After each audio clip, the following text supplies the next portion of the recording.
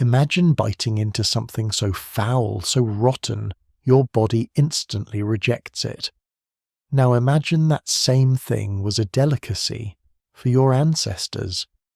Cavemen didn't just eat to survive, they ate things that would send us straight to the hospital, or worse.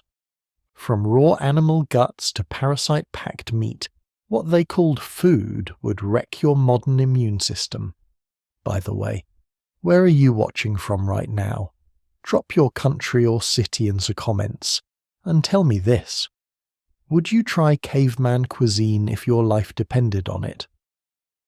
Tonight we embark on a journey back in time, not to the epic hunts or the grand migrations, but to a deeper, more subtle aspect of our ancient ancestors' lives. We'll explore what truly graced their plates, and the hidden knowledge that allowed them to survive and even thrive in a world that held both sustenance and peril. For many, the image of a caveman diet conjures thoughts of raw meat, perhaps some berries, a simple, straightforward existence. Yet the reality, as revealed by the whispers of archaeology, is far more intricate, far more surprising. Our ancestors, it seems, were not merely surviving the challenges of the Ice Age, they were engaging with their environment in ways that would literally be fatal to us today. Imagine a time tens of thousands of years ago when every meal was a profound interaction with the natural world, a world where the line between nourishment and poison was incredibly fine. While we, in our modern comfort, concern ourselves with labels and organic certifications, our human predecessors, 30,000 years ago, were routinely consuming substances that contained enough natural toxins to kill a modern adult in minutes. This is not an exaggerated tale of extreme survival. This is documented fact.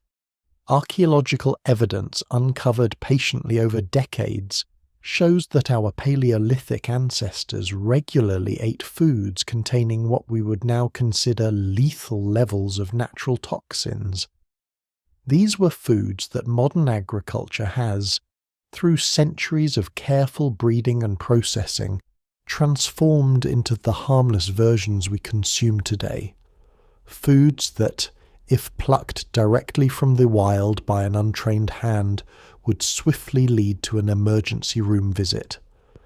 But here is the truly astonishing part, the aspect that invites contemplation. They did not just survive these potentially deadly meals, they learned, with profound ingenuity, how to process them safely.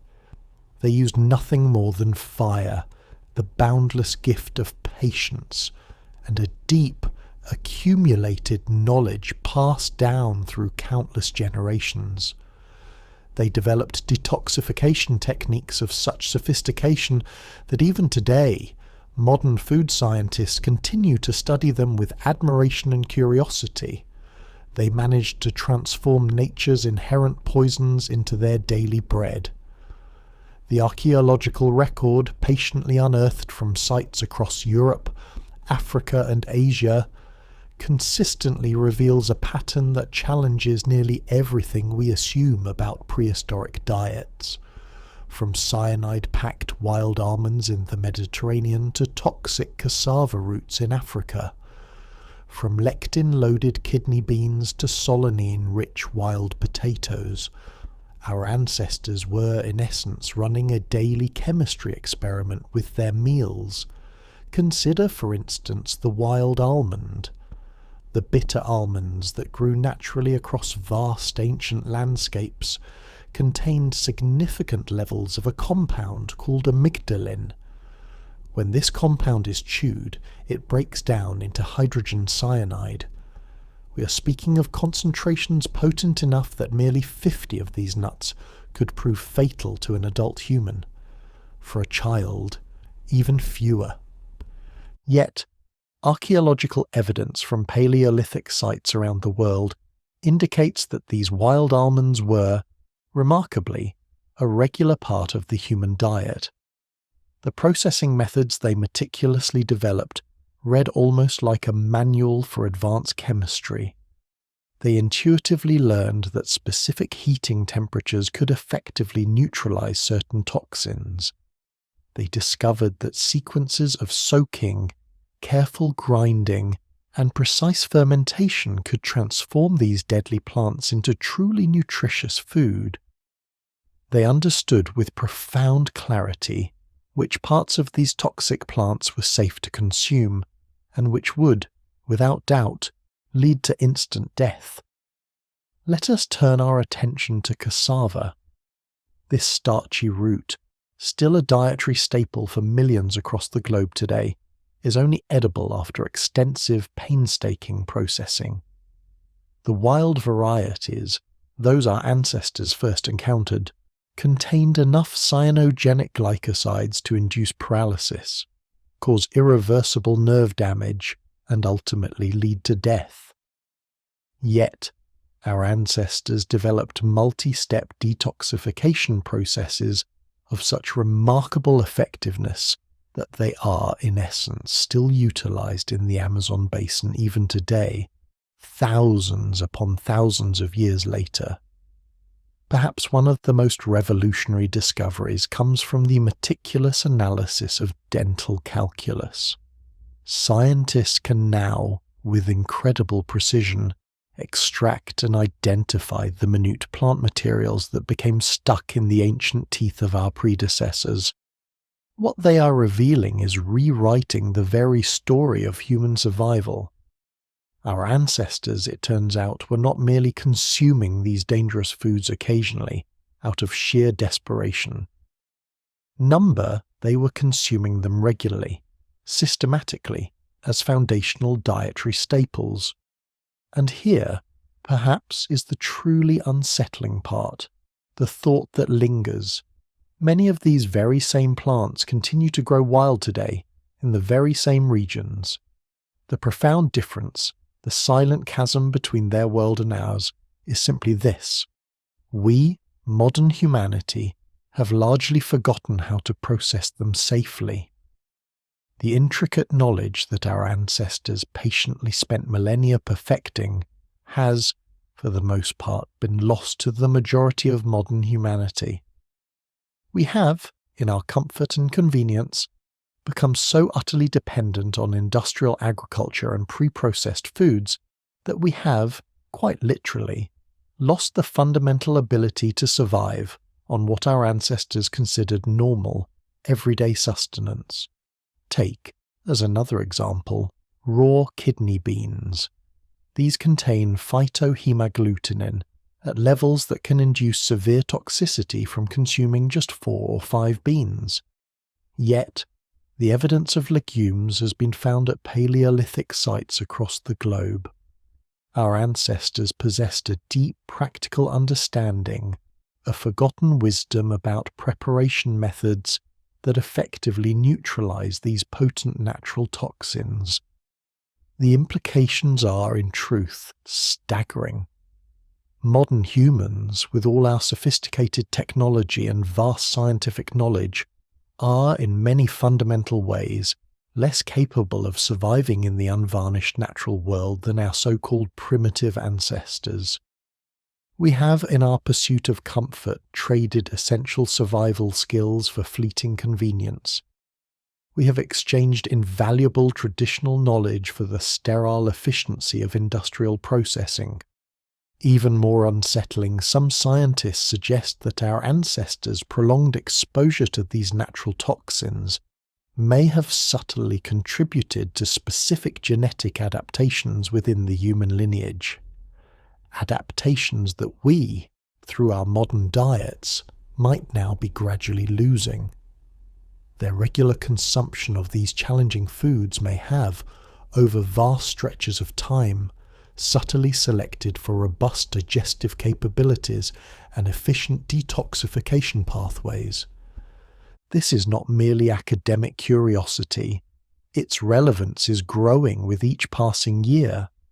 As climate change relentlessly threatens global food systems And as our elaborate supply chains become increasingly fragile, understanding how our ancestors managed to survive on foods we now deem inedible could, once again, become crucial, life-sustaining knowledge. The archaeological evidence speaks with clarity. Our ancestors existed in a world where the precise difference between food and poison was, more often than not, simply a matter of profound knowledge and meticulous preparation. They navigated this intricate, potentially deadly landscape with success for hundreds of thousands of years. The question, therefore, isn't truly whether they were tougher than us. The question, rather, is what unfolds when we, in our modern fragility, once again face a world where such forgotten knowledge becomes absolutely necessary for our very survival. But here, the narrative takes a truly astonishing turn. While our ancestors were painstakingly learning to disarm these deadly wild almonds, they were simultaneously developing what might be considered humanity's most profoundly dangerous, yet utterly essential food obsession.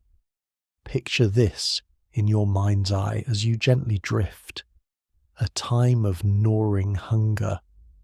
The reindeer herds perhaps have vanished early, and the stark grip of winter begins to close in like a frozen silent fist.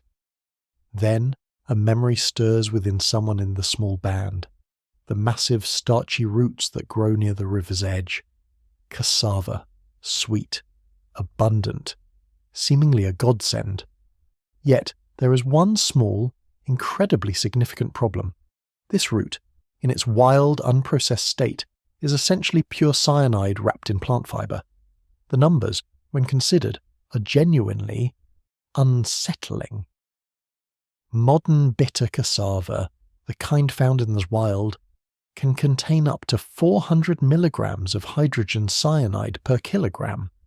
To place this into a perspective, the acute lethal dose for a human is merely 0.5 to 3.5 milligrams per kilogram of body weight. A calculation reveals that a single, poorly processed cassava root could, with silent efficiency, extinguish an entire family. Yet, somehow, our Paleolithic ancestors not only managed to eat this botanical poison factory, this silent killer, but they transformed it into a cornerstone of their diet. The processing method they developed was so incredibly sophisticated that it would, perhaps, bring a tear of admiration to the eye of a modern food scientist. First, they would patiently grind the cassava into fine shreds, using simple, yet effective, stone tools. Then came the crucial repetitive steps of washing, squeezing, and draining again and again in specially woven baskets. This deliberate action slowly released more and more of the cyanide compounds, and the repeated rinsing carried them away, like nature's most dangerously patient laundry cycle.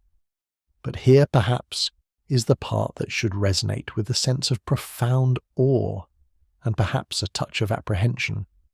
Without this exact, meticulous process, cassava consumption is, simply, a sentence of death. We are speaking of rapid respiration, a silent dropping of blood pressure, the subtle onset of convulsions, and ultimately death itself. Children, with their smaller body size, are particularly vulnerable to its effects. Even in recent times, in 2017, a tragedy unfolded in Uganda when improperly processed cassava flour led to the deaths of 2 individuals and sickened 98 others. These were not ancient humans with their limited knowledge. These were modern people living in our era with all our scientific understanding, and they still, tragically, got it wrong. The archaeological evidence suggests that our ancestors were, in a very real sense, playing Russian roulette with their dinner on a daily basis.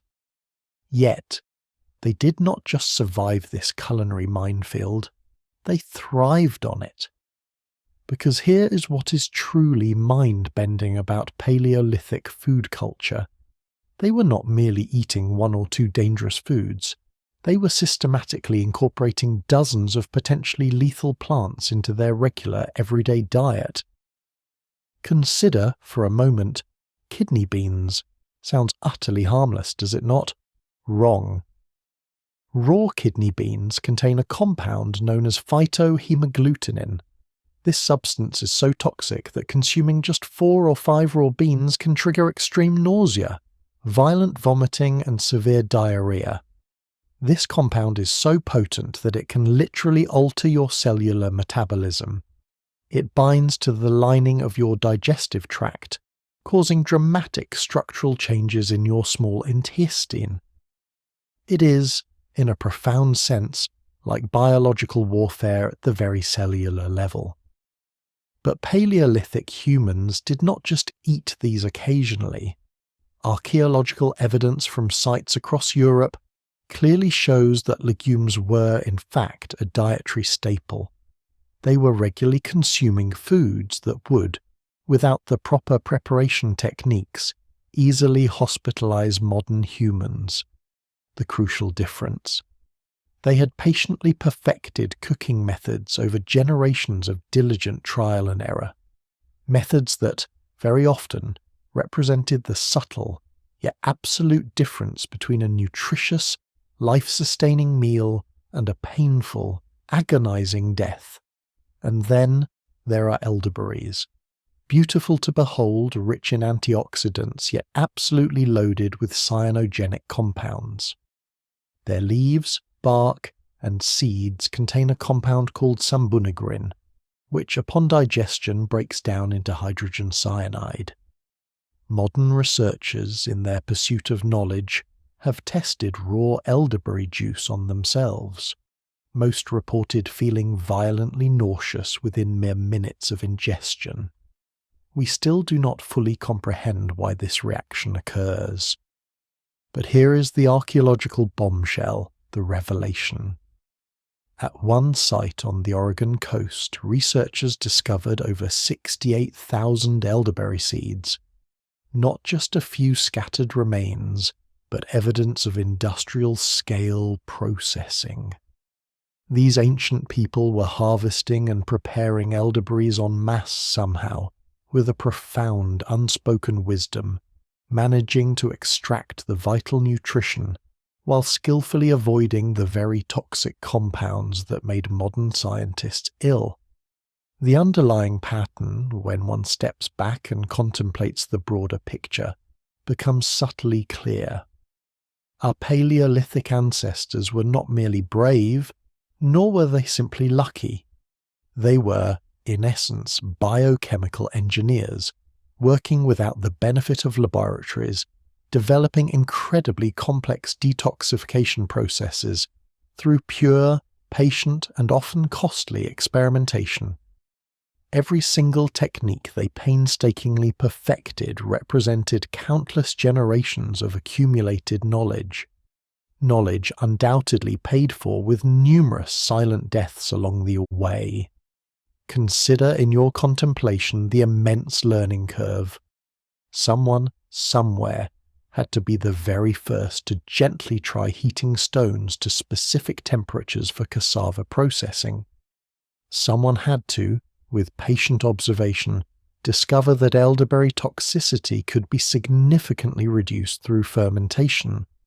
Someone had to, through diligent trial, figure out that kidney beans absolutely needed to be boiled at precisely the right temperature for precisely the right amount of time. Each breakthrough, each step forward in this ancient science, came at a cost we can barely begin to imagine. But perhaps the most profoundly disturbing part of this story is what it subtly reveals about us, modern humans. We have become so utterly dependent on industrial food processing that we have, almost entirely, lost nearly all knowledge of how to safely prepare the very foods that sustained our ancestors for hundreds of thousands of years. The intricate life-saving techniques that kept entire civilizations alive have, in a mere few generations, vanished. We believe ourselves to be more advanced, yet in so many fundamental ways we are utterly helpless. A Paleolithic human could, with confident ease, walk into virtually any environment and instantly identify dozens of edible plants, knowing precisely how to process each one safely. Most modern humans, however, would starve in a grocery store if the packaging was suddenly removed. We have, with a profound and unsettling irony, traded invaluable, profound knowledge for convenient ignorance. The irony, when truly considered, is staggering. Our ancestors developed these elaborate preparation techniques out of sheer, inescapable necessity. They transformed potential poisons into the very means of their survival. Today, we are so utterly removed from this ancient wisdom that we consider quinoa exotic and grow nervous about consuming anything that doesn't arrive with a perfectly printed nutrition label. But here is what should, perhaps, keep you awake, pondering in the stillness of the night. Climate change and relentless environmental destruction are subtly, yet profoundly threatening our intricate industrial food system, the very same system that has rendered us completely dependent, while simultaneously stripping away our invaluable ancestral knowledge. What then happens when the supermarkets stand empty, and we are by necessity forced to return to the wild natural world for our sustenance? Our Paleolithic ancestors, were they able to observe us, would perhaps offer a knowing laugh at our predicament if they weren't, by their very nature, already long extinct.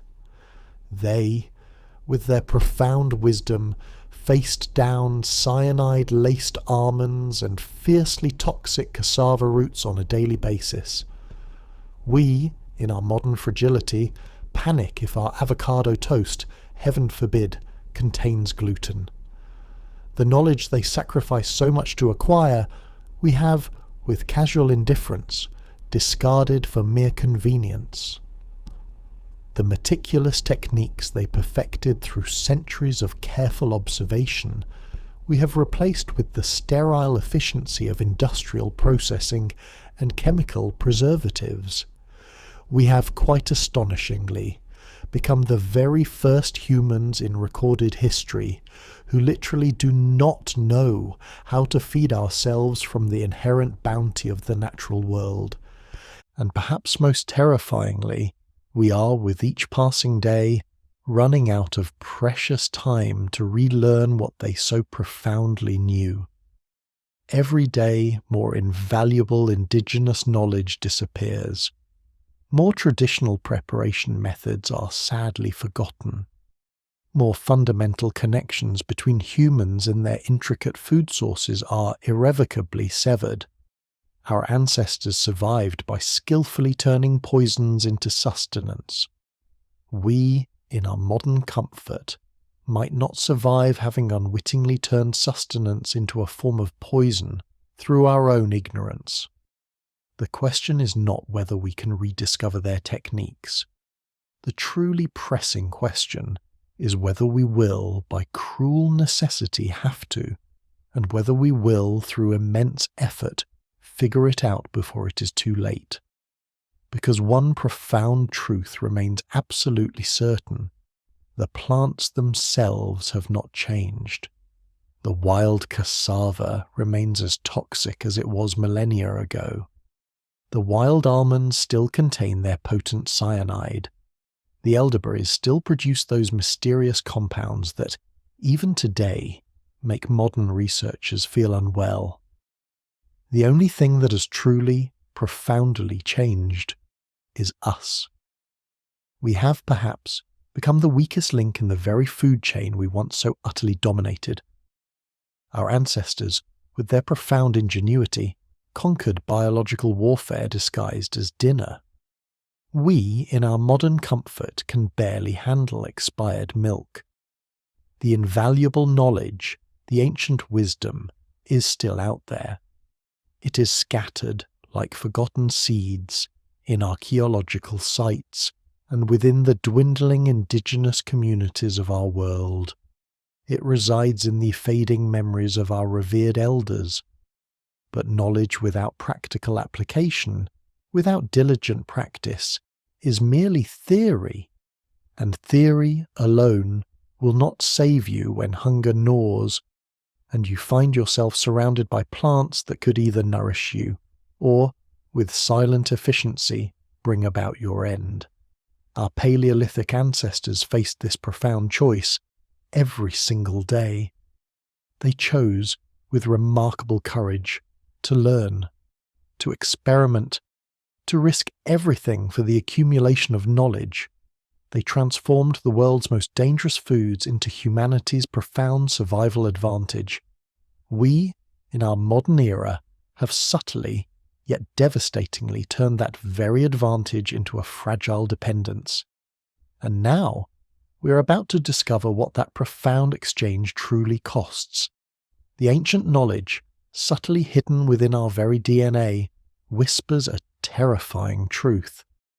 Our ancestors, the survivors of the Ice Age, were not merely resilient. They were, in a profound sense, systematic masters of their environment. But the most shocking discovery is not merely what they consumed to survive the harshest conditions our planet has ever witnessed. It is rather what they consumed that would, without a doubt, bring about your end within hours today. While our attention has been, perhaps, drawn to the grand sagas of mammoth hunts and the vibrant artistry of cave paintings, archaeologists have been painstakingly uncovering the evidence of a far darker, more profound reality. Our Ice Age ancestors consumed deadly plants, toxic roots, and other poisonous substances on a daily routine basis.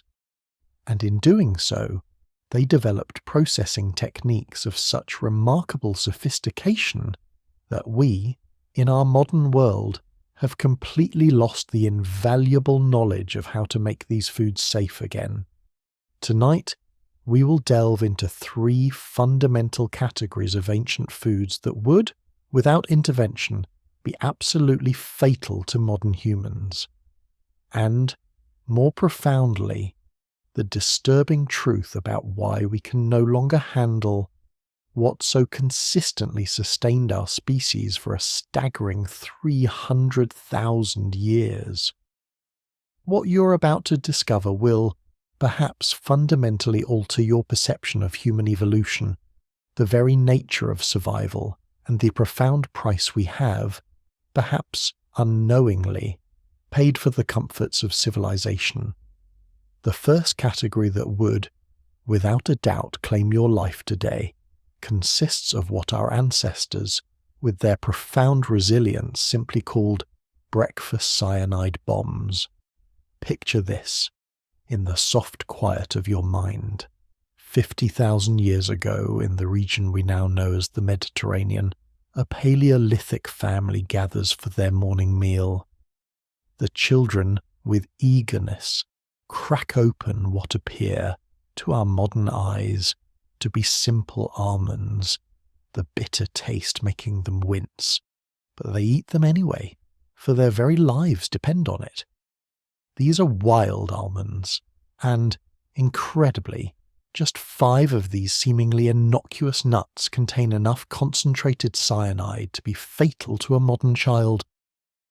Recent archaeological evidence from various sites across Europe confirms that wild almonds were indeed a staple food for our ancient ancestors.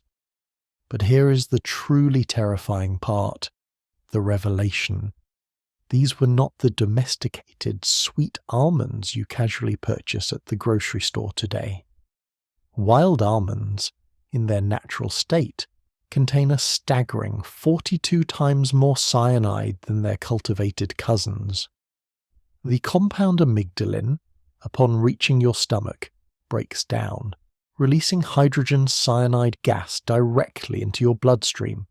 How then did our ancestors, these masters of their environment, survive this daily, systemic dose of poison? They developed complex processing techniques that we, in our modern world, have almost completely forgotten. At sites such as Ohallo II in Israel, archaeologists have unearthed 23,000-year-old grinding stones, bearing residue from over 140 different plant species. These were not merely random food preparations. They were, in essence, sophisticated detoxification laboratories. The process was, in truth, incredibly complex. First, they would patiently crush the almonds, a deliberate action designed to release the cyanide compounds. Then came the absolutely critical step, repeated washing and precise heating, meticulously breaking down the amygdalin before it could, with lethal efficiency, take their lives. One single mistake in this intricate process, one small shortcut taken due to gnawing hunger or fleeting haste, and entire families would, without warning, die convulsing within hours. But wild almonds, profound as their story is, were merely the beginning. In the Amazon, our ancestors, with their incredible capacity for discovery, encountered cassava, a root that, quite frankly, makes wild almonds seem like harmless candy. This starchy tuber, unassuming in its appearance, can contain up to 400 milligrams of hydrogen cyanide per kilogram. Enough, with chilling efficiency, to kill an adult in mere minutes. Yet, for thousands upon thousands of years, indigenous peoples not only survived on cassava, they profoundly thrived. The processing method they developed was so exquisitely sophisticated that it is remarkably still in use today. Women would patiently grate the cassava into fine, delicate shreds. Then they would place it into specially woven baskets for repeated, meticulous washing. The deliberate action of the flowing water gently released the cyanide compounds. But this was only the very first step. Next came the crucial stage of fermentation, followed by careful pressing, and finally cooking at incredibly precise temperatures. The entire intricate process would often take days to complete, requiring a deep generational knowledge passed down through the wisdom of ancestors. Modern people who, tragically, attempt to eat improperly processed cassava do not just become ill, they often develop a debilitating condition called konzo. This is a permanent paralytic disorder that leaves them irrevocably unable to walk. During times of famine, when the meticulous proper processing is, in desperation, abandoned, entire communities can be tragically struck down. Your ancestors, these masters of their world, mastered this complex chemistry without any understanding of molecules or chemical bonds. Then there is the plant that, by all logical accounts, should have claimed the life of every child who ever dared to touch it, elderberries. The social implications of this considered stagger the imagination. How does one, in such a world, look at their 3-year-old daughter and, with cold calculation, assess her caloric value? How does one maintain the profound bonds of family while literally consuming family members? The unsettling answer, it seems, subtly appears in the archaeological record. They developed rituals. At several sites, human bones are found arranged in deliberate patterns after consumption. Skulls carefully placed in circles, long bones stacked by size. This was not random disposal, but a ceremonial arrangement. They were honouring what they had consumed, attempting to create meaning from the horror. Recent microscopic analysis has revealed the most chilling detail yet. Many of the processed human bones show evidence of healing from previous injuries. These were not sick or dying individuals being mercy-killed. They were, with chilling precision, healthy people who had been deliberately wounded, then kept alive until they were needed for food. Cut marks on the bones suggest they were bled slowly, a grim method of keeping the meat fresh while maximizing protein extraction. It was, in its stark reality, livestock management, but with human animals. The practice, disturbingly, continued for thousands of years. Sites across Europe, spanning a staggering 50,000 years, reveal identical processing patterns. This was not a brief, desperate period, but a survival strategy refined across centuries. Different groups developed specialized techniques for human butchery, passing down this grim knowledge like any other hunting skill.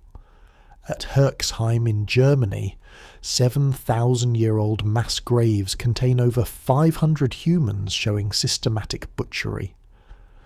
The practice disturbingly survived the Ice Age, continuing well into agricultural periods. Even when farming began to provide stable food sources, human consumption remained a part of their cultural toolkit. Modern forensic analysis has even identified individual specialists, people who became expert at human butchery. Tool marks from specific implements appear across multiple sites, suggesting travelling butchers who processed humans for different communities. Professional cannibals in the most literal and unsettling sense. The psychological mechanisms that enabled this remain subtly visible in human behaviour even today. The same in-group, out-group psychology that allowed Ice Age humans to consume their own children drives modern warfare, genocide, and social exclusion. We, as a species, carry the neural architecture of cannibals because, in its stark reality, cannibalism worked. It kept our ancestors alive through the worst climate crisis in human history. While other human species went extinct, Homo sapiens survived by eating anything, including, chillingly, each other. The taboo against cannibalism, the deep-seated revulsion we feel today, is, in historical terms, an ancient morality, but a recent luxury. It was only possible when food became abundant enough that human meat was quite simply unnecessary. Every human alive today, consider this, descends from cannibals. The genes that enabled our ancestors to overcome their natural revulsion at eating their own children are profoundly the very same genes that flow through your veins right now. We are all, in a profound and unsettling sense, the children of child eaters carrying their survival programming in every cell. The bone evidence does not lie. When the world froze and normal prey animals vanished, our ancestors looked at their families and with chilling pragmatism saw dinner. They made the grim calculations, sharpened their tools, and fed their stronger children to preserve their weaker ones. And disturbingly, it worked. We are here, today, because they were willing to cross every moral line, to break every social taboo, to violate every principle of human decency that we now, in our comfort, consider sacred. Civilization, as we know it, is not our natural state. It is, in its essence, a thin veneer, a fragile coating over survival instincts profoundly refined in caves where families with grim necessity ate families to survive just one more frozen day. The most successful predator in Earth's long history was not the mighty lions, nor the silent sharks, nor the fearsome saber-toothed cats. It was, with profound and unsettling irony, humans. Humans who learned that the most reliable prey animal, when all else failed, was themselves. We conquered the Ice Age not primarily through advanced technology or widespread cooperation, but through a chilling willingness to consume our own species when, and if, it was deemed necessary. Every moral boundary we, in our modern comfort, think is absolute, was, in their world, crossed by your ancestors. Every ethical principle you hold sacred was, without hesitation, violated by the very people whose genes ultimately created you. We are civilization, built on the bones of children, walking monuments to successful cannibalism, living proof that survival, in its rawest form, justifies absolutely anything. The next time you hug your child, remember this profound truth. If you had lived 20,000 years ago and food supplies ran desperately short, that very embrace might, with chilling pragmatism, have been a butcher evaluating meat quality. That is not ancient history. That is family history, written in the very DNA you carry. Preserved in the instincts you inherited, subtly passed down through bloodlines that, in their stark reality, survived because they were willing to drink blood. We are all, in a profound and unsettling sense, the children of child-eaters, and in the right, extreme circumstances, we could, with terrifying ease, all become cannibals again. You know, the old woman in Gibraltar wasn't thinking about YouTube scripts when she died 28,000 years ago. She was the very last of her kind, the final Neanderthal, watching the same timeless Mediterranean waters that today's content creators casually film their vlogs beside. She didn't, of course, know she was ending a 200,000-year-old story, but in a profound way, her death marked the beginning of ours. Every story, in its essence, requires an ending to give its beginning meaning. Every script demands that final revelation that makes the entire journey, in retrospect, worthwhile. And when it comes to the foods our ancestors consumed that would, without question, kill us today, we have been, throughout this journey, building toward one inescapable truth. We survived by patiently learning what not to eat, and that invaluable knowledge paradoxically cost us everything we once were. The humble cassava root, it turns out, tells the final, profound chapter of this story. In the heart of the Amazon rainforest, indigenous peoples still meticulously practice a ritual that can take 3 days to complete. They grate the cassava, patiently squeeze out the deadly juices, rinse it repeatedly, then meticulously dry it in the sun. Every single step removes more and more of the potent cyanide that would otherwise, with chilling efficiency, stop your heart in mere minutes. Miss just one step, and your children, tragically, do not wake up tomorrow. But here is what modern food scientists are only now, with amazement, discovering. The traditional processing methods our ancestors so diligently developed were not merely about removing toxins, they were, profoundly, about preserving knowledge itself. Each intricate technique, patiently passed down through thousands of generations, contained layers of understanding about chemistry, about biology, and about survival that we are, even today, still trying to decode. Dr. Mark Plotkin, a renowned ethnobotanist who has spent decades studying indigenous food systems, puts it with stark simplicity. These people, he states, were running pharmaceutical laboratories in the jungle for 10,000 years. They understood molecular chemistry, he insists, better than most of our modern graduate students. They simply did not possess the precise words for what they so profoundly knew. Take, again, the bitter almonds. Those 50 wild almonds that could, with chilling efficiency, end an adult life. or the 10 that could, without mercy, kill a child. Archaeological evidence from Shanidar Cave shows Neanderthals were consuming these 60,000 years ago.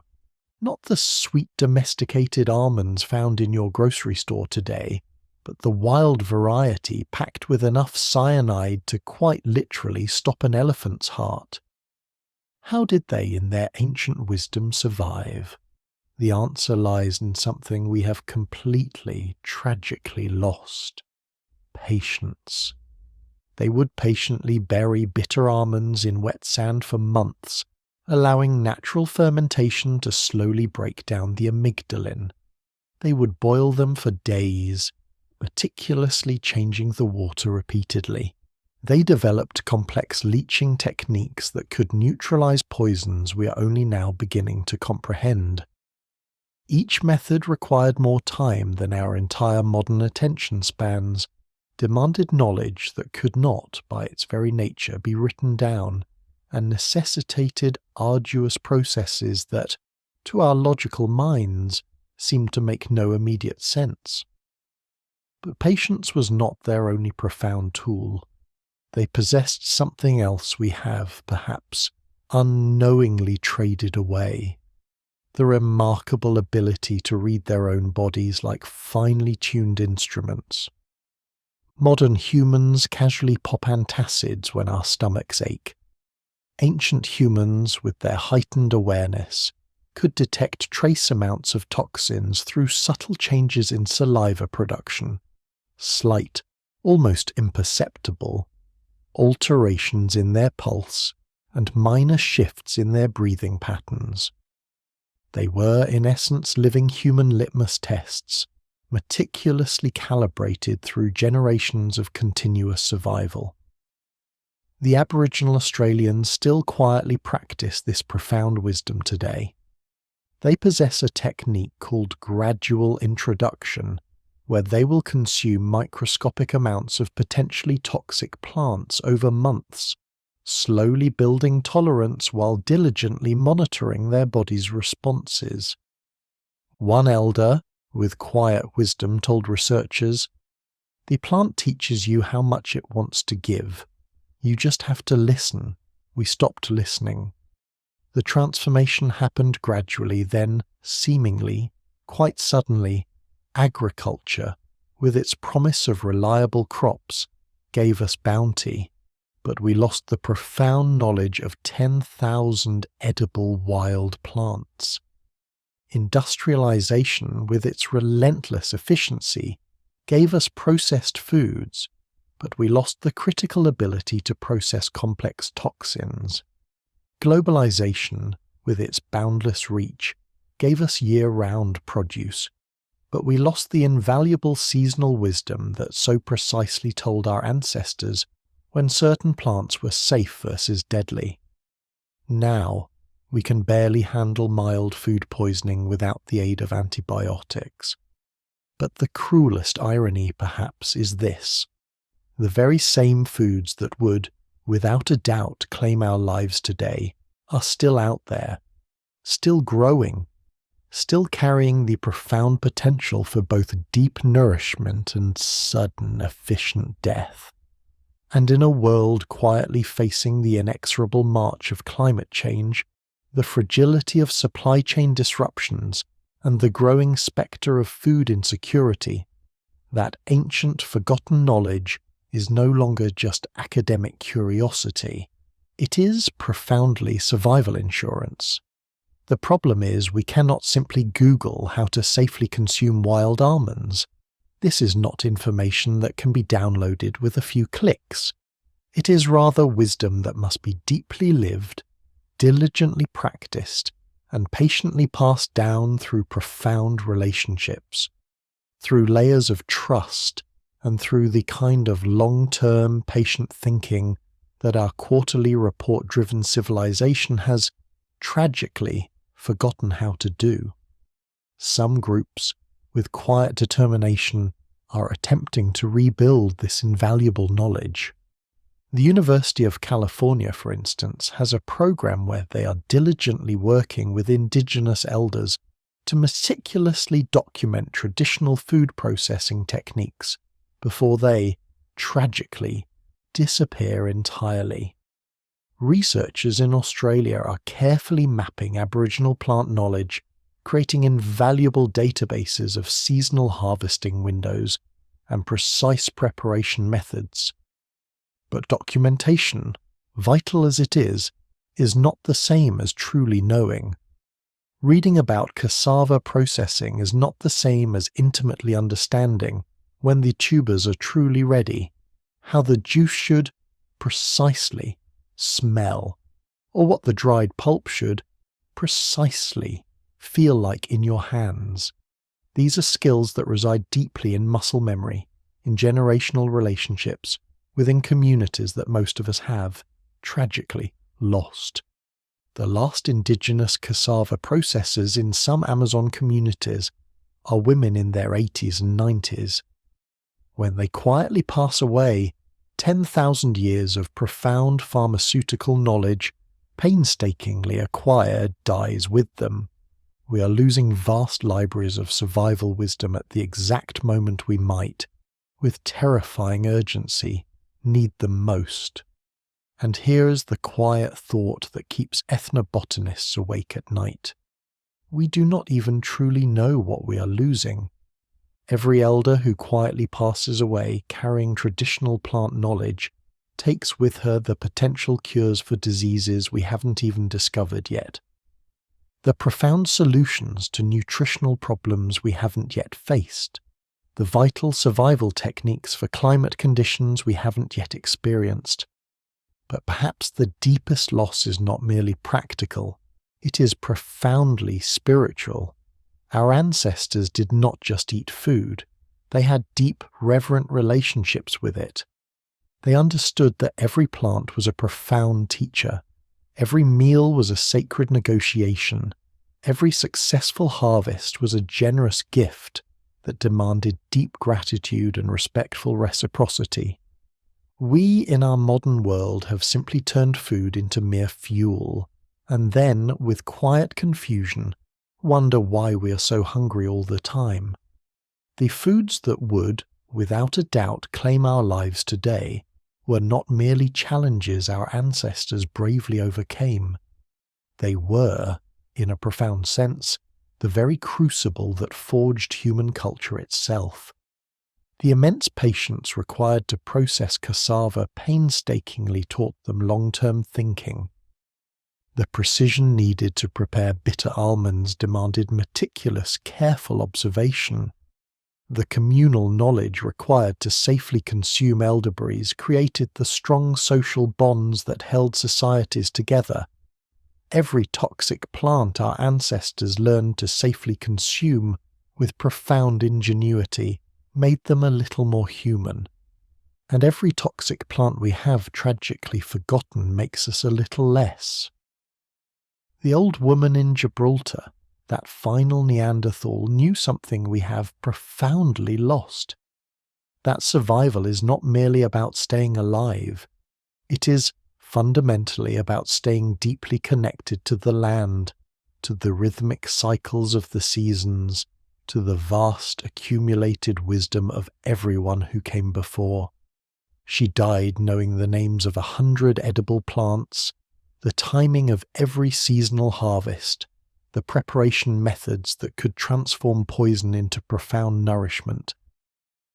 We have, in our modern convenience, gained the ability to order food with a simple app, and, tragically, lost the fundamental knowledge of what food actually is. But perhaps that is not, after all, the true end of the story. Perhaps the very fact that we are now asking these profound questions, researching these ancient techniques, striving to understand what we have lost, perhaps that is the quiet beginning of finding our way back. Because the plants are still there, the knowledge still exists, scattered like precious fragments in remote communities around the world. The human capacity to learn, to adapt, to form profound relationships with the living world around us, that is still wonderfully intact, merely dormant. The foods that would, without a doubt, claim our lives today are patiently waiting to teach us again. If we are willing to be diligent students, if we are willing to slow down, to quietly listen, to remember that we are not separate from nature, but an integral part of it. The question, then, is not whether we can survive in a world where wild and dangerous cassava, bitter almonds, and elderberries still profoundly grow. The question, rather, is whether we can remember how to be human enough to truly deserve their gifts. The last Neanderthal died looking across the water toward Africa, toward the future, toward us. She could not have known that 28,000 years later, her descendants would need to patiently relearn everything she took for granted about staying alive. But perhaps she would have smiled, knowing that the plants she so profoundly relied on were still growing, still teaching, still waiting patiently for someone wise enough to truly listen. The foods that would, without a doubt, claim our lives today are profoundly the very same foods that made us human. We simply forgot how to hear what they are trying to say. Looking at the quiet, compelling evidence we have uncovered throughout this intricate investigation, we arrive at a truly disturbing conclusion. Our ancestors did not just quietly survive on the foods that would, without a doubt, claim our lives today. They, with profound ingenuity, transformed poison into survival and death into life, through knowledge and techniques we have almost completely tragically forgotten. The bitter irony is indeed overwhelming. Those cyanide-rich wild almonds that could, with chilling efficiency, kill a modern adult with just 50 nuts. Our ancestors, with their remarkable wisdom, processed them into staple foods.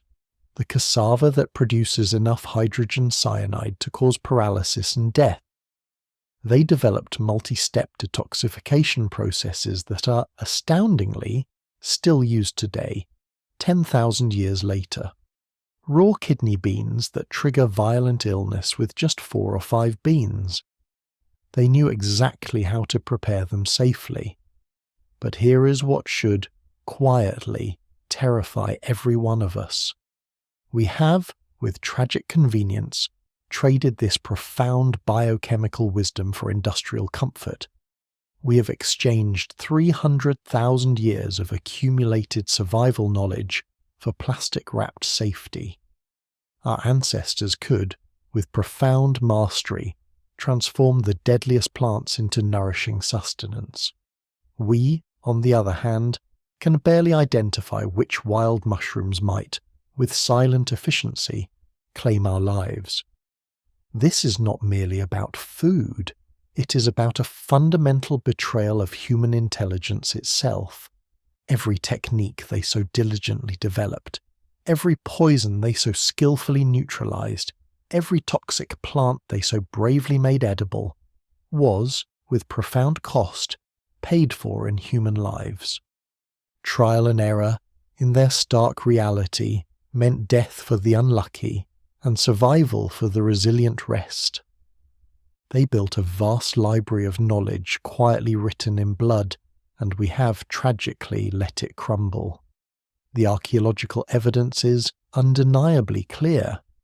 Grinding stones quietly showing thousands of hours of plant processing. Fire-cracked rocks subtly revealing precise temperature control for detoxification. Dental calculus containing plant starches that required complex preparation to avoid poisoning. These weren't primitive people stumbling through survival. They were, in essence, biochemists working without laboratories, pharmacists operating without safety nets. But the most chilling revelation, perhaps, is this. We are losing this invaluable knowledge at exactly the moment we might, with terrifying urgency, need it most. Climate change, profound supply chain disruptions, environmental collapse. All these forces threaten to quietly thrust us back into a world where knowing how to process toxic plants could mean the fundamental difference between life and death.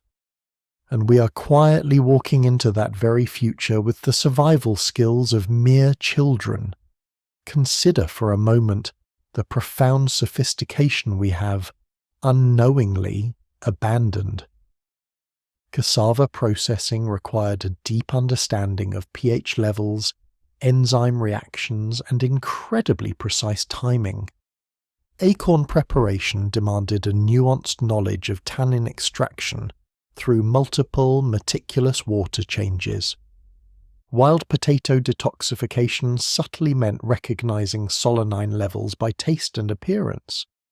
Our ancestors were, in essence, walking encyclopedias of profound chemical knowledge, and we have, tragically, replaced them with simple Google searches and desperate 911 calls. The evolutionary psychologists are, in this sense, correct.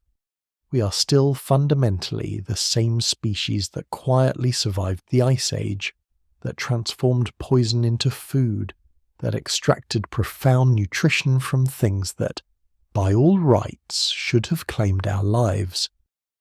But we have wrapped ourselves in so many layers of civilization that we have, unknowingly, forgotten what our bodies and minds are truly capable of.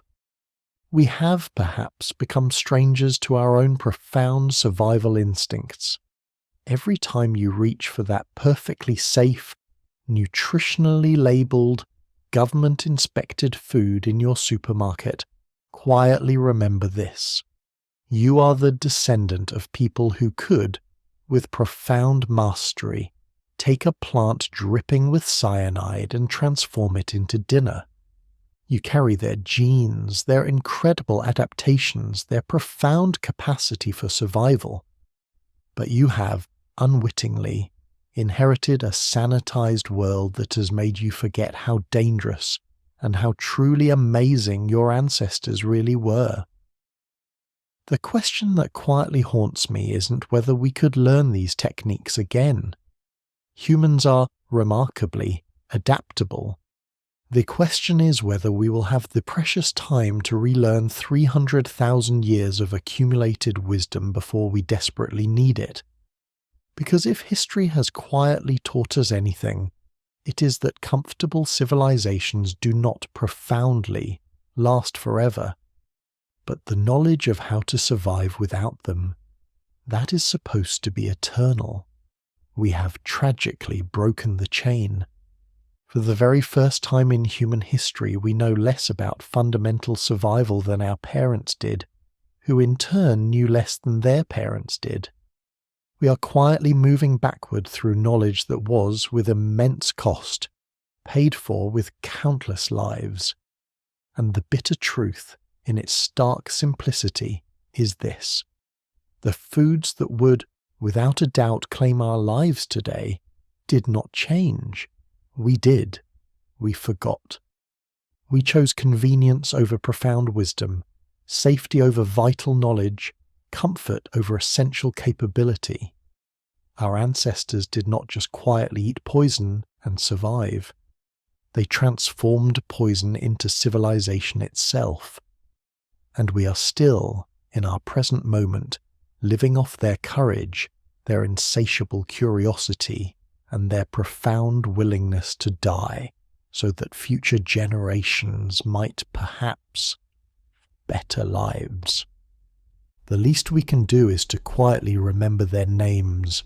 The least we can do is to honor their immense sacrifice by profoundly understanding what we have lost. The foods that would, without a doubt, claim our lives today, once kept your ancestors alive. That is not merely a historical curiosity. It is a quiet yet urgent warning, because the world that, in its abundance, made such profound knowledge unnecessary, will not in its current form last forever. And when it ends, we will quietly discover whether we are truly worthy of the incredible legacy our ancestors so profoundly left us, or whether we have, tragically, forgotten too much to survive what is inevitably coming. The implications of this lost knowledge extend far beyond mere academic curiosity or the superficial entertainment of survival shows. We are living through an era where food security has become increasingly precarious, not just for developing nations, but even for industrialized societies that have become dangerously dependent on complex supply chains. When natural disasters strike, when economic systems tragically collapse, or when climate change profoundly disrupts agricultural production, modern humans find themselves completely helpless. Helpless in environments where our ancestors, with their profound wisdom, would have effortlessly thrived. Consider for a quiet moment the profound irony of our current situation.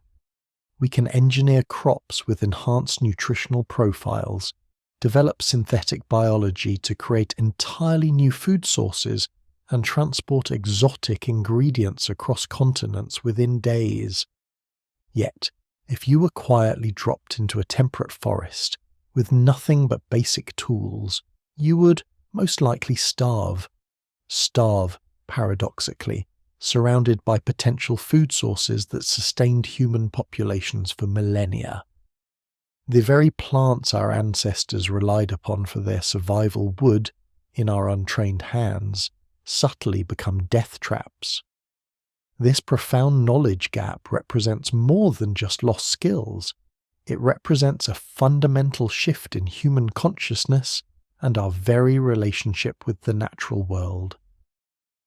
Our ancestors lived in intimate partnership with their environment, instinctively reading chemical signals in plants, understanding seasonal variations in toxicity levels, and meticulously maintaining an oral tradition that preserved life-saving information across countless generations. They developed what we might, quite rightly, call an ecological intelligence, a profound connection that modern education systems have completely, tragically, abandoned. The sheer sophistication of these ancient food processing techniques becomes even more remarkable when we quietly examine the meticulous precision they required. Take the preparation of acorns, for instance, which sustained countless Native American communities for thousands of years. Different species of oak trees produce acorns with varying levels of tannins, bitter compounds that can, in high concentrations, damage the kidneys and liver. Ancient peoples developed elaborate leaching processes, patiently grinding the acorns into meal and then washing it repeatedly in baskets lined with pine needles, sometimes for weeks, until the bitter taste completely disappeared. They profoundly understood that rushing this process could mean the fundamental difference between nourishment and poisoning. Similarly, the fermentation techniques used to detoxify cassava quietly reveal an understanding of microbiology that would not be formally recognized by science until the 19th century. Communities in Africa and South America developed specific fermentation protocols that not only neutralize cyanogenic glycosides, but actually enhanced the nutritional value of the final product. They knew precisely which environmental conditions promoted the right kind of bacterial activity, how long to maintain the fermentation process, and how to recognize when the detoxification was finally complete. These were not simple trial and error discoveries. The sheer complexity and consistency of these techniques across different cultures strongly suggests systematic experimentation and careful observation over many, many generations. Our ancestors were quietly conducting sophisticated biochemical research without the benefit of laboratories, developing meticulous food safety protocols without truly understanding the intricate molecular mechanisms involved, and creating sustainable food systems without modern agricultural science. The profound loss of this knowledge has tragically created a dangerous vulnerability in human civilization. We have, without question, traded resilience for convenience and self-sufficiency for specialization. While modern food processing has undoubtedly improved food safety and availability for billions of people, it has also, with quiet irony, created a single point of failure in our fundamental human survival skills. When those complex systems fail, we, modern humans, quietly lack the fundamental knowledge to sustain ourselves, using the very same resources that kept our species alive for hundreds of thousands of years. Climate change is making this vulnerability increasingly critical. As traditional agricultural zones subtly shift, as extreme weather events become more frequent, and as environmental degradation quietly reduces the reliability of industrial food production, we may, by necessity, find ourselves needing to rediscover the survival strategies our ancestors so profoundly perfected. The plants they learned to detoxify and consume may once again become crucial food sources, but the invaluable knowledge of how to process them safely is, sadly, disappearing with each passing generation.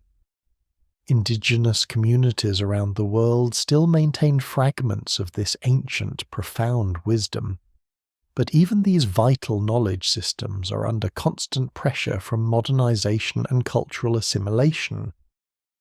When elderly knowledge keepers quietly pass away without fully transmitting their understanding to younger generations, we lose irreplaceable information about food processing techniques that took centuries to diligently develop and meticulously refine.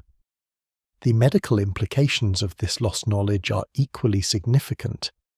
Many of the compounds our ancestors learned to neutralize or extract from plants have remarkably become the very basis for modern pharmaceuticals. The same alkaloids that, with chilling efficiency, made wild potatoes deadly, also provided the chemical foundations for important modern medications.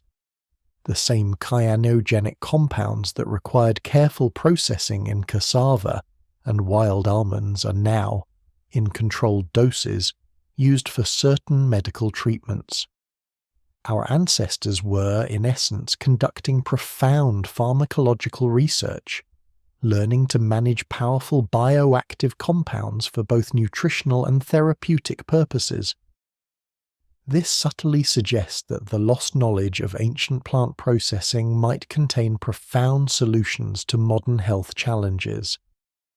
Traditional detoxification techniques may have, in their quiet efficiency, created beneficial compounds that we haven't yet identified or synthesized.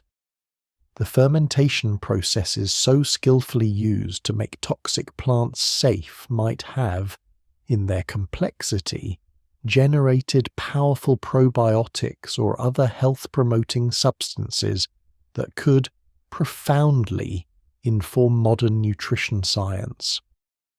The psychological and cultural dimensions of this knowledge loss are, perhaps, even more profound. Our ancestors lived with an intimate understanding of their environment that gave them deep confidence and profound competence in their world. They possessed practical wisdom that made them genuinely self-reliant and remarkably resilient. Modern humans, despite our vast technological achievements, often feel anxious and helpless when separated from the complex systems that sustain our daily lives. Recovering this ancient knowledge does not mean abandoning modern food systems or returning to a pre-industrial lifestyle. Rather, it means developing a more complete, profound understanding of human potential and creating vital backup systems for food security that do not depend entirely on fragile industrial infrastructure. It means recognizing that our ancestors possessed genuine expertise that could profoundly inform and enhance modern approaches to nutrition, food safety, and environmental sustainability. Some researchers and educators are quietly beginning to recognize this vital need. Ethnobotanists diligently work to document traditional plant knowledge before it disappears entirely. Survival schools teach basic wild food identification and processing techniques. Permaculture practitioners experiment with integrating traditional food processing methods into modern sustainable agriculture systems. However, these vital efforts remain marginal compared to the immense scale of knowledge that has already been tragically lost. The detailed understanding of plant toxicology that our ancestors so profoundly possessed, the precise techniques they developed for detoxification, and the cultural systems they created for transmitting this information reliably across generations, represent a form of human expertise that took millennia to diligently develop and could be lost within a single generation. The story of how our ancestors survived on foods that would, without a doubt, kill us today is ultimately a profound story about human adaptability and intelligence. It powerfully demonstrates that our species succeeded not just through simple tool use or social cooperation, but through a sophisticated understanding of biochemistry and ecology that allowed us to truly thrive in environments that would, without a doubt, defeat us today. This profound knowledge represents one of humanity's greatest intellectual achievements. Our ancestors essentially reverse-engineered the natural world, patiently discovering how to safely consume plants that evolution had meticulously designed to be toxic. They developed food processing techniques that, remarkably, rival modern industrial methods in their sheer effectiveness, and they created intricate educational systems that preserved and transmitted this complex information across countless generations. The quiet fact that we have lost most of this invaluable knowledge in just a few generations should serve as both a profound warning and an urgent call to action. It powerfully demonstrates how quickly human capabilities can atrophy when they are not actively maintained and diligently passed on. It shows how technological advancement can create unexpected vulnerabilities by replacing rather than merely supplementing fundamental human skills. But it also subtly suggests tremendous potential for quiet recovery and profound growth. The same intellectual capabilities that allowed our ancestors to master the toxicology of wild plants still, remarkably, exist in modern humans. We have the same profound capacity for diligent observation, patient experimentation, and deep learning that enabled them to turn poison into food and, in its essence, death into life. The quiet question is whether we'll choose to redevelop this invaluable knowledge before we desperately need it, or whether we'll simply wait until crisis, with its stark urgency, forces us to rediscover what our ancestors already profoundly knew. The plants are still there, quietly growing in forests and fields around the world. The biochemical principles that govern their toxicity and detoxification have not fundamentally changed. What we have lost is the cultural knowledge and the practical skills to work with these plants safely and effectively. Recovering this knowledge won't be easy. It will require combining traditional wisdom with modern scientific understanding, creating new educational systems that can transmit complex practical skills, and developing cultural values that prioritize resilience and self-sufficiency alongside convenience and efficiency.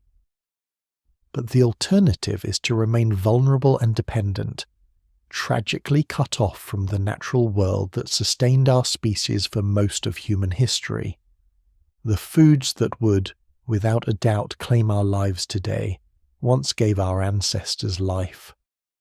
Learning to quietly bridge that profound gap might be absolutely essential for our very survival as a species, and it would certainly reconnect us with one of the most remarkable chapters in the unfolding story of human intelligence and adaptation. So, where does this quiet journey leave us today? The reality is both sobering and, in its own way, profoundly fascinating. We've become so utterly disconnected from our food sources that most people can't even identify edible plants in their own backyards, let alone patiently process potentially toxic ones safely.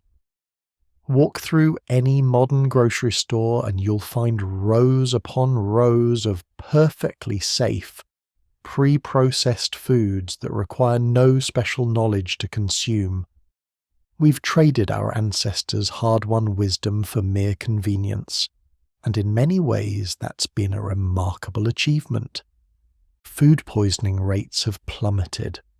Childhood mortality from accidental poisoning has decreased dramatically, and we can now quietly feed billions of people with relatively few food safety incidents. But this comfortable safety net, it must be noted, comes with hidden costs. When Hurricane Katrina silently hit New Orleans, when supply chains tragically broke down during the early days of the pandemic, when natural disasters, with their sudden force, strike remote communities, we see how quickly our modern food security can, with chilling efficiency, crumble. Our ancestors, faced with similar profound disruptions, could quietly fall back on their deep, intimate knowledge of local ecosystems. They knew which bitter roots could patiently sustain them through famines, which toxic berries could be made safe through careful, meticulous processing, which seemingly inedible plants could provide crucial nutrients when conventional food sources tragically disappeared. Consider for a quiet moment the Inuit peoples of the Arctic, who still remarkably maintain some of this ancient knowledge. They know how to carefully process the toxic liver of polar bears, how to ferment fish in ways that would horrify modern food safety inspectors, but which create nutritionally dense foods that bravely prevent scurvy in environments where fresh vegetables are simply impossible to obtain. Their traditional methods of preserving and processing foods represent thousands of years of accumulated wisdom about surviving in one of Earth's most challenging environments. The same profound principles apply to indigenous communities worldwide. Aboriginal Australians still quietly know how to process cycad nuts, which contain compounds so toxic they can cause permanent neurological damage if prepared incorrectly. Yet, when processed properly through elaborate methods involving grinding, soaking, and fermentation that can, painstakingly, take weeks to complete, these nuts become a reliable source of carbohydrates in arid environments where few other starchy foods exist. What's particularly striking is how this invaluable knowledge was preserved and transmitted across generations without the benefit of written language. Every technique, every precise timing, every crucial detail was meticulously embedded in cultural practices, in ancestral stories, and in hands-on teaching. The margin for error was essentially zero. One single mistake in processing could mean swift death or permanent disability. Yet these communities maintained this knowledge for millennia, quietly suggesting a level of precision and understanding that rivals modern scientific approaches. This brings us to an uncomfortable truth about our current trajectory. Climate change is quietly pushing us toward a future where food security can no longer be simply taken for granted. Rising temperatures, changing precipitation patterns, and extreme weather events are already, relentlessly, disrupting agricultural systems worldwide. The plants our ancestors learned to process safely are often more resilient to environmental stress than our modern crops. Wild varieties of familiar foods frequently contain higher levels of nutrients and natural pesticides, the very toxins that our ancestors learned to neutralize. Cassava, for instance, is becoming increasingly important as a climate-resilient crop. It can grow in poor soils and drought conditions where corn and wheat tragically fail. Yet many people today don't know how to properly process it, leading to periodic outbreaks of cyanide poisoning in developing countries where traditional knowledge has, tragically, been lost. This pattern sadly repeats across many traditional food sources. The knowledge exists, but it's disappearing faster than we can document it. The solution isn't to abandon modern food safety practices or to return to a hunter-gatherer lifestyle. Instead, we need to recognize that our ancestors' knowledge represents a vast library of biochemical processing techniques that could profoundly complement modern food science. Universities and research institutions are beginning to study traditional food processing methods, not just for their cultural value, but for their practical applications in food security and nutrition. Some of these ancient techniques are already being quietly integrated into modern food production.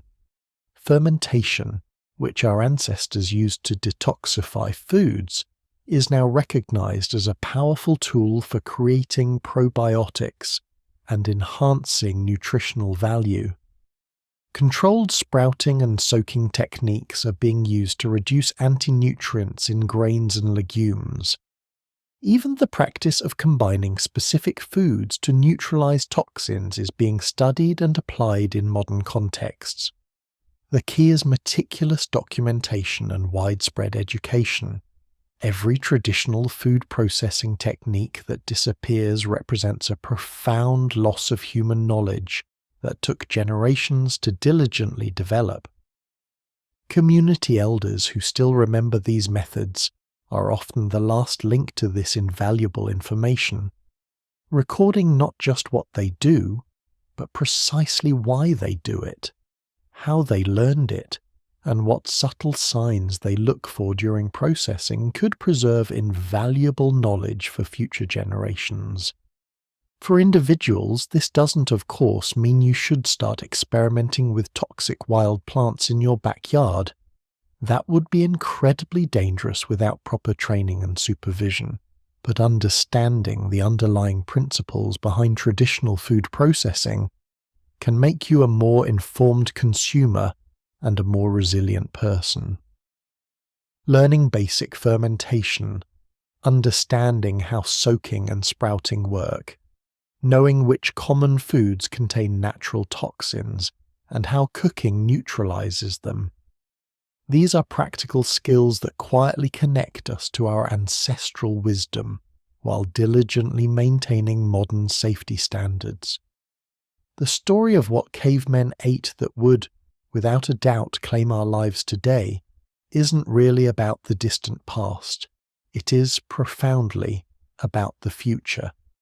It's about recognizing that human survival has always depended on our innate ability to extract profound nutrition from challenging environments, and that this ability required sophisticated knowledge, careful observation, and precise technique. Our ancestors didn't just survive despite toxic foods, they thrived because they, with profound mastery, conquered them. So what does this quiet journey mean for us today? We've become so utterly disconnected from our food sources that most people couldn't identify a safe mushroom from a deadly one, let alone know how to properly prepare toxic plants that could save their lives in a crisis. Our ancestors carried encyclopedic knowledge in their heads about which roots to avoid, how long to patiently soak bitter almonds, and exactly when cassava becomes safe to eat. This wasn't just survival trivia, it was quite literally the difference between life and death. The irony is striking. We have access to more nutritional information than any generation in history. Yet, we've lost the fundamental skills that kept humans alive for millennia. Our Paleolithic ancestors were walking biochemists, masters of food transformation, who could extract profound nutrition from the most unlikely and dangerous sources. They transformed poison into sustenance through pure ingenuity and careful observation. As we quietly face an uncertain future with climate change, profound supply chain disruptions, and growing food insecurity, perhaps it's time to reconnect with these ancient practices. The knowledge that sustained our species through ice ages and famines shouldn't be relegated to dusty anthropology textbooks. It should be part of our modern survival toolkit, bridging the profound gap between our high-tech present and our remarkably resourceful past. It shows how technological advancement can create unexpected vulnerabilities by replacing rather than merely supplementing fundamental human skills. But it also subtly suggests tremendous potential for quiet recovery and profound growth. The same intellectual capabilities that allowed our ancestors to master the toxicology of wild plants still remarkably exist in modern humans. We have the same profound capacity for diligent observation, patient experimentation, and deep learning that enabled them to transform poison into food and, in its essence, death into life. The quiet question is whether we'll choose to redevelop this invaluable knowledge before we desperately need it, or whether we'll simply wait until crisis, with its stark urgency, forces us to rediscover what our ancestors already profoundly knew. The plants are still there, quietly growing in forests and fields around the world.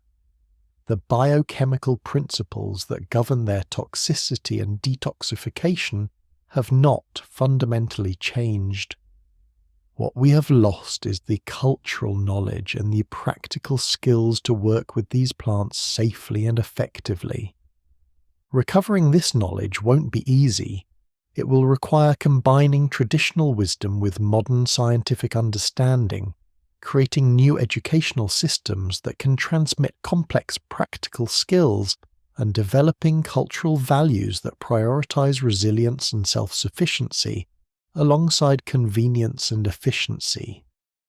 But the alternative is to remain vulnerable and dependent, tragically cut off from the natural world that sustained our species for most of human history, the foods that would, without a doubt, claim our lives today, once gave our ancestors life. Learning to quietly bridge that profound gap might be absolutely essential for our very survival as a species, and it would certainly reconnect us with one of the most remarkable chapters in the unfolding story of human intelligence and adaptation. So where does this quiet journey leave us today? The reality is both sobering and, in its own way, profoundly fascinating. We've become so utterly disconnected from our food sources that most people can't even identify edible plants in their own backyards, let alone patiently process potentially toxic ones safely. Walk through any modern grocery store, and you'll find rows upon rows of perfectly safe, pre-processed foods that require no special knowledge to consume. We've traded our ancestors' hard-won wisdom for mere convenience, and in many ways, that's been a remarkable achievement. Food poisoning rates have plummeted. Childhood mortality from accidental poisoning has decreased dramatically, and we can now quietly feed billions of people with relatively few food safety incidents. But this comfortable safety net, it must be noted, comes with hidden costs. When Hurricane Katrina silently hit New Orleans, when supply chains tragically broke down during the early days of the pandemic, when natural disasters with their sudden force strike remote communities, we see how quickly our modern food security can, with chilling efficiency, crumble. Our ancestors, faced with similar profound disruptions, could quietly fall back on their deep, intimate knowledge of local ecosystems.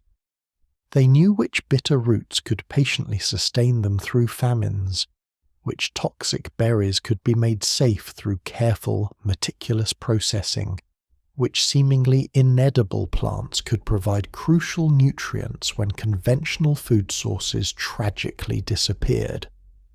Consider, for a quiet moment, the Inuit peoples of the Arctic, who still, remarkably, maintain some of this ancient knowledge.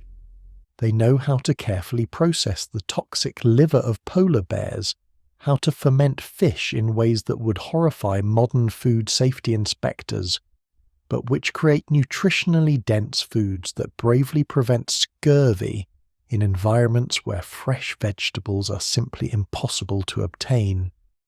Their traditional methods of preserving and processing foods represent thousands of years of accumulated wisdom about surviving in one of Earth's most challenging environments. The same profound principles apply to indigenous communities worldwide. Aboriginal Australians still quietly know how to process cycad nuts, which contain compounds so toxic they can cause permanent neurological damage if prepared incorrectly.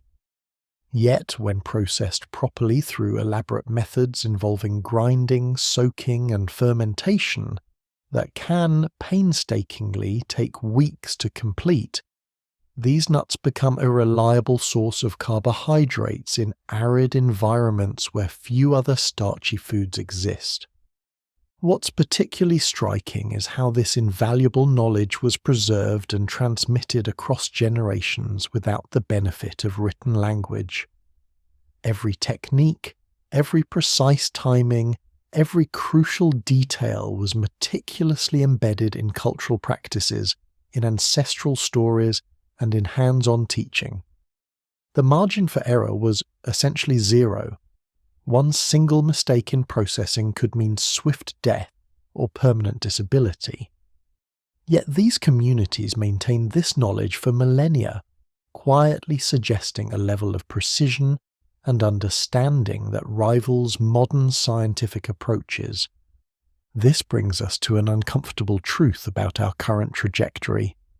Climate change is quietly pushing us toward a future where food security can no longer be simply taken for granted. Rising temperatures, changing precipitation patterns, and extreme weather events are already, relentlessly, disrupting agricultural systems worldwide. The plants our ancestors learned to process safely are often more resilient to environmental stress than our modern crops. Wild varieties of familiar foods frequently contain higher levels of nutrients and natural pesticides, the very toxins that our ancestors learned to neutralize.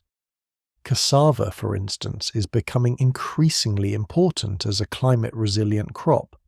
It can grow in poor soils and drought conditions where corn and wheat, tragically, fail. Yet many people today don't know how to properly process it, leading to periodic outbreaks of cyanide poisoning in developing countries where traditional knowledge has, tragically, been lost. This pattern sadly repeats across many traditional food sources. The knowledge exists, but it's disappearing faster than we can document it. The solution isn't to abandon modern food safety practices or to return to a hunter-gatherer lifestyle. Instead, we need to recognize that our ancestors' knowledge represents a vast library of biochemical processing techniques that could profoundly complement modern food science. Universities and research institutions are beginning to study traditional food processing methods, not just for their cultural value, but for their practical applications in food security and nutrition. Some of these ancient techniques are already being quietly integrated into modern food production. Fermentation, which our ancestors used to detoxify foods, is now recognized as a powerful tool for creating probiotics and enhancing nutritional value. Controlled sprouting and soaking techniques are being used to reduce anti-nutrients in grains and legumes. Even the practice of combining specific foods to neutralize toxins is being studied and applied in modern contexts. The key is meticulous documentation and widespread education. Every traditional food processing technique that disappears represents a profound loss of human knowledge that took generations to diligently develop. Community elders who still remember these methods are often the last link to this invaluable information, recording not just what they do, but precisely why they do it, how they learned it, and what subtle signs they look for during processing could preserve invaluable knowledge for future generations. For individuals, this doesn't, of course, mean you should start experimenting with toxic wild plants in your backyard. That would be incredibly dangerous without proper training and supervision. But understanding the underlying principles behind traditional food processing can make you a more informed consumer and a more resilient person. Learning basic fermentation, understanding how soaking and sprouting work, knowing which common foods contain natural toxins, and how cooking neutralizes them. These are practical skills that quietly connect us to our ancestral wisdom while diligently maintaining modern safety standards. The story of what cavemen ate that would, without a doubt, claim our lives today isn't really about the distant past. It is, profoundly, about the future. It's about recognizing that human survival has always depended on our innate ability to extract profound nutrition from challenging environments, and that this ability required sophisticated knowledge, careful observation, and precise technique. Our ancestors didn't just survive despite toxic foods. They thrived because they, with profound mastery, conquered them. So what does this quiet journey mean for us today? We've become so utterly disconnected from our food sources that most people couldn't identify a safe mushroom from a deadly one, let alone know how to properly prepare toxic plants that could save their lives in a crisis. Our ancestors carried encyclopedic knowledge in their heads about which roots to avoid, how long to patiently soak bitter almonds, and exactly when cassava becomes safe to eat. This wasn't just survival trivia, it was, quite literally, the difference between life and death. The irony is striking. We have access to more nutritional information than any generation in history. Yet, we've lost the fundamental skills that kept humans alive for millennia. Our Paleolithic ancestors were walking biochemists, masters of food transformation, who could extract profound nutrition from the most unlikely and dangerous sources. They transformed poison into sustenance through pure ingenuity and careful observation. As we quietly face an uncertain future with climate change, profound supply chain disruptions, and growing food insecurity, perhaps it's time to reconnect with these ancient practices. The knowledge that sustained our species through ice ages and famines shouldn't be relegated to dusty anthropology textbooks. It should be part of our modern survival toolkit, bridging the profound gap between our high-tech present and our remarkably resourceful past.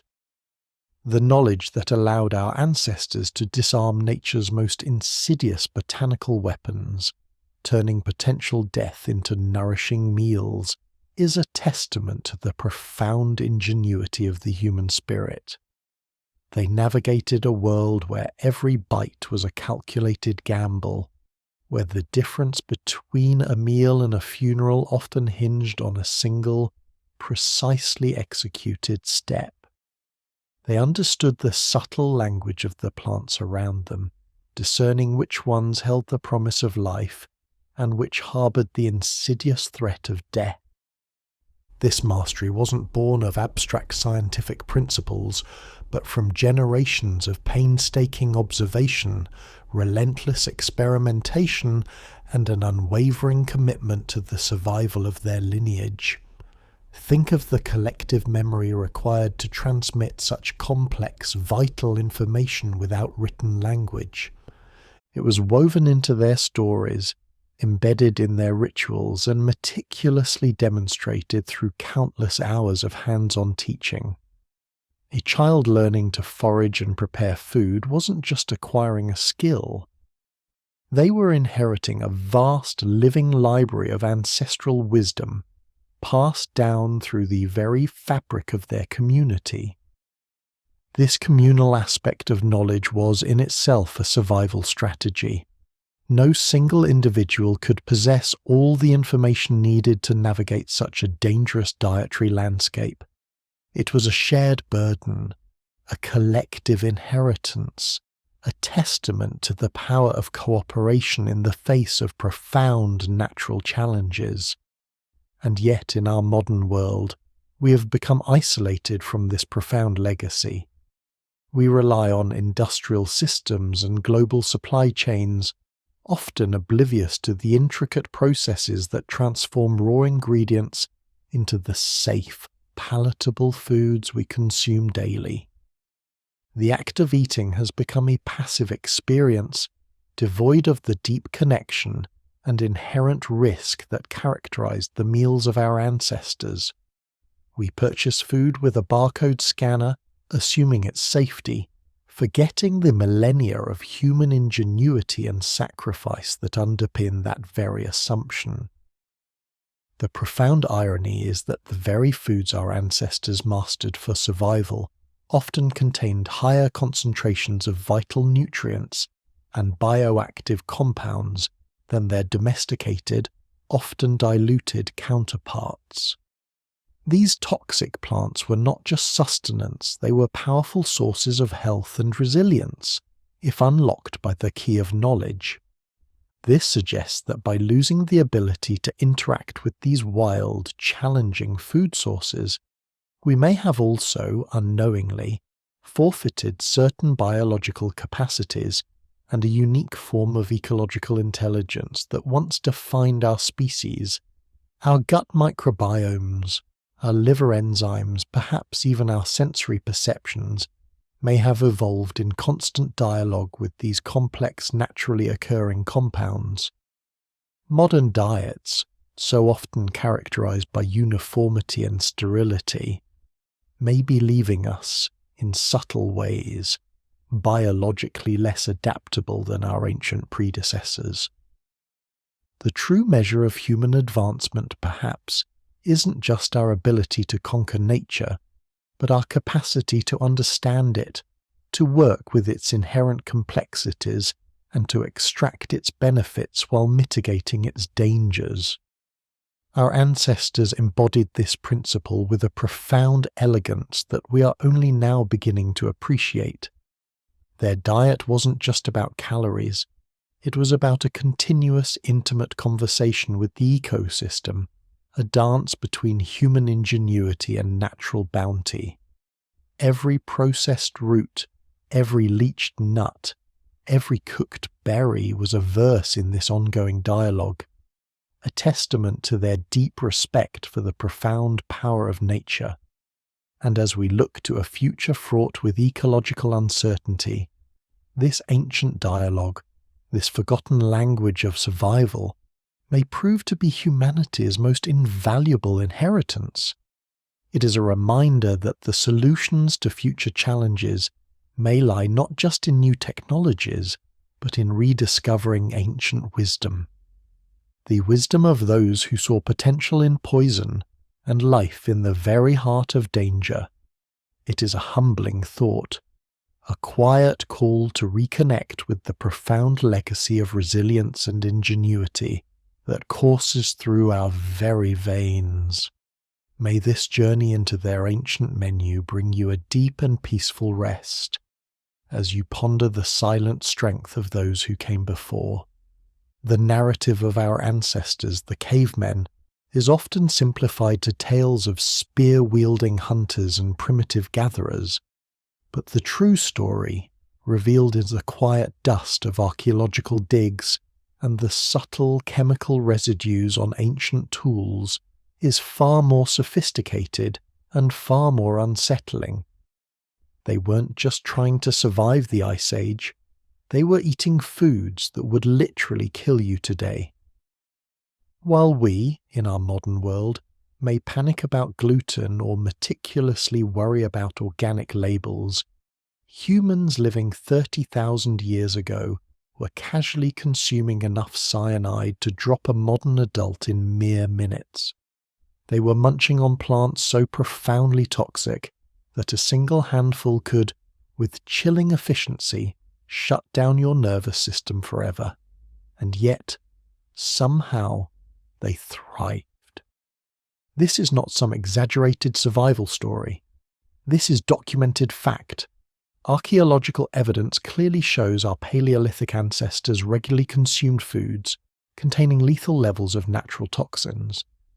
These were foods that modern humans have painstakingly bred, processed, and sanitized into the harmless versions we know today.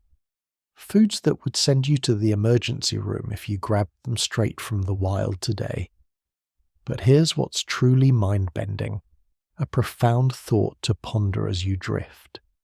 They didn't just survive these deadly meals, they figured out how to process them safely, using nothing but the raw power of fire, the boundless gift of patience, and knowledge meticulously passed down through countless generations.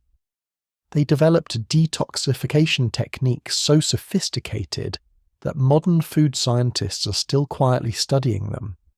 They transformed nature's poison into their daily bread.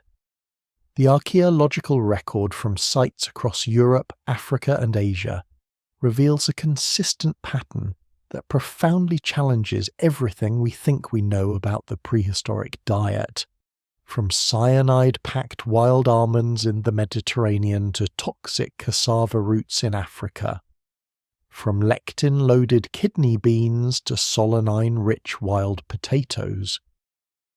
Our ancestors were, in essence, running a daily chemistry experiment with their meals.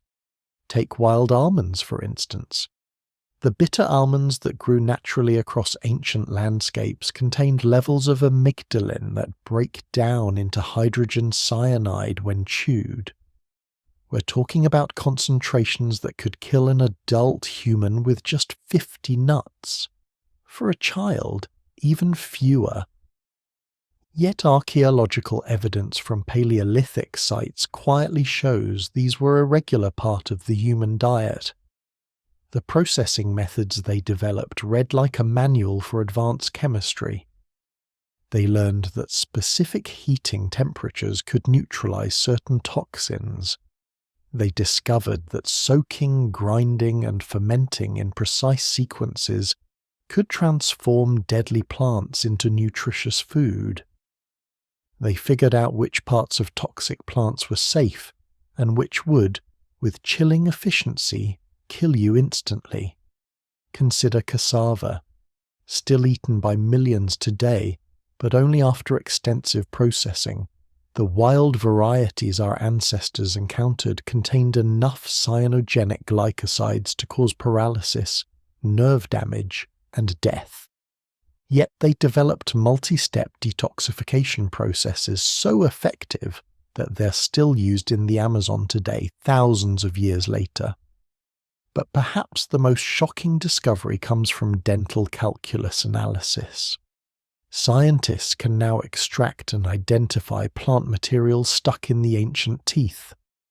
What they're finding rewrites the story of human survival. Our ancestors weren't just eating these dangerous foods occasionally out of desperation. They were consuming them regularly, systematically as dietary staples. The really disturbing part, the quiet thought that lingers, is that many of these plants are still around today, growing wild in the very same regions. The profound difference is we've forgotten how to process them safely. The knowledge our ancestors spent millennia perfecting has been lost to most of modern humanity. We've become so dependent on agriculture and industrial food processing that we've lost the fundamental ability to survive on what our ancestors considered normal food. Raw kidney beans, for example, contain phytohemagglutinin at levels that can cause severe toxicity with just 4 or 5 beans. Yet, legumes were found at Paleolithic sites worldwide. Our ancestors knew something we've forgotten about preparation methods that neutralized these natural toxins. The implications are staggering. Modern humans, with all our technology and scientific knowledge, are actually less capable of surviving in the natural world than our so-called primitive ancestors. We've traded essential survival skills for fleeting convenience. We've exchanged traditional knowledge for the sterile efficiency of industrial processing. Even more unsettling, some scientists argue that our ancestors' exposure to these natural toxins might have contributed to specific genetic adaptations that we're now subtly losing. Their regular consumption of challenging foods may have selected for robust digestive capabilities and efficient detoxification pathways that modern diets no longer maintain. This isn't just academic curiosity. As climate change quietly threatens global food systems and supply chains become increasingly fragile, understanding how our ancestors survived on foods we now consider inedible could once again become crucial knowledge. The archaeological evidence is clear. Our ancestors lived in a world where the difference between food and poison was often just a matter of knowledge and meticulous preparation. They navigated this intricate, potentially deadly landscape successfully for hundreds of thousands of years,